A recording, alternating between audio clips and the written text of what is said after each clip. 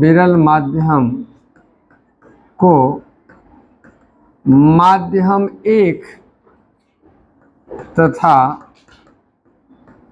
Snail के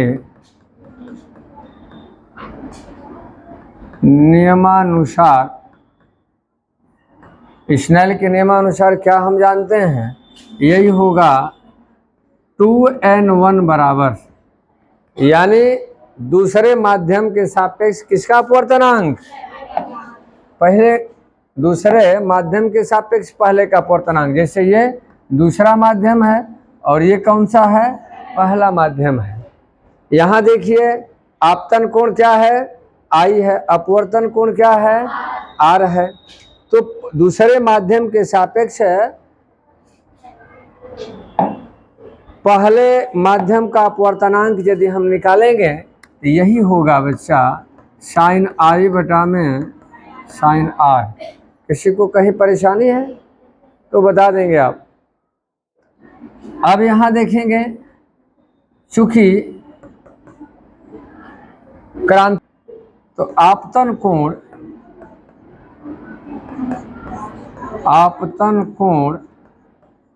I किसके बराबर है भाई, क्रांतिक कोण के बराबर है 90 अंश, या 1 मिनट एक C से, यानी आप यहाँ I बराबर C माने हैं और क्रांतिक कोण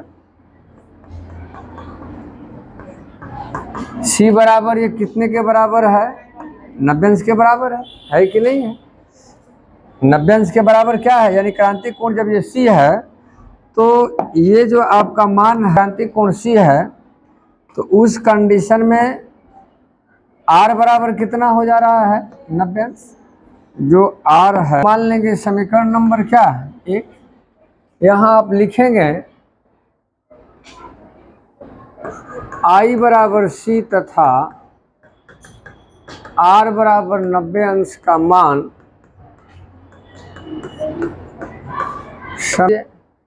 2n1 बराबर क्या है आपका sin C बटा में sin 90 अंश। चूँकि हम जानते हैं कि sin 90 अंश का मान कितना होता है, 1 होता है, इसलिए 2n1 बराबर क्या हो जाएगा sin C बटा में 1, या इसको आप लिख सकते हैं, इससे हम थोड़ा सा मिटाना चाहेंगे, यहाँ बराबर कितना हो जाएगा sin C, ये हो सकता है।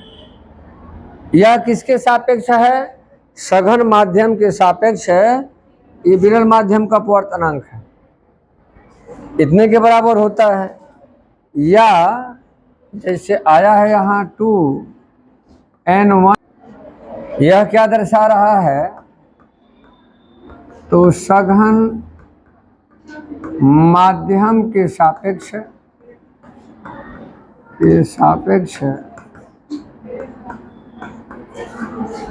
विरल माध्यम का अपवर्तनांक है।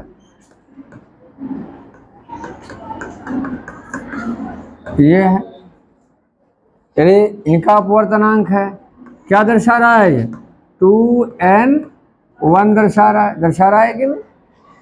लेकिन यहाँ देखिए यदि 1 या 2 हम निकालते हैं, ये क्या हो जाएगा भाई, विरल माध्यम के सापेक्ष सघन माध्यम का अपवर्तनांक, तो 1 या 2 बराबर का हो जाएगा 1 sin C, 1/sin C। तो ये आपका फार्मूला होता है, इस तरह से आप इसे प्रूव कर सकते हैं क्या, कि यह क्या दर्शा रहा है, विरल माध्यम के सापेक्ष, यानी यहाँ ये भी लिख सकते हैं आप क्या, या यहाँ आप लिख सकते हैं ANG बराबर क्या होगा 1 sin C, यह भी आप दर्शा सकते हैं। क्योंकि इस फिगर में आप देख रहे हैं, यहाँ देखिए आपको दिखा दें, ये देखिए ये आपका क्या है, विरल माध्यम क्या है, वायु है, ए है, यानी इसे हम वायु कहते हैं, ये वायु है। और ये क्या आपका है, जी है, ग्लास है। हो गया। ये विरल माध्यम से सघन माध्यम के सापेक्ष, या यहाँ आपका फार्मूला ये बन गया, क्या आप देख सकते हैं कि ए एन जी बराबर क्या हो गया, 1/sin c। कहीं परेशानी है?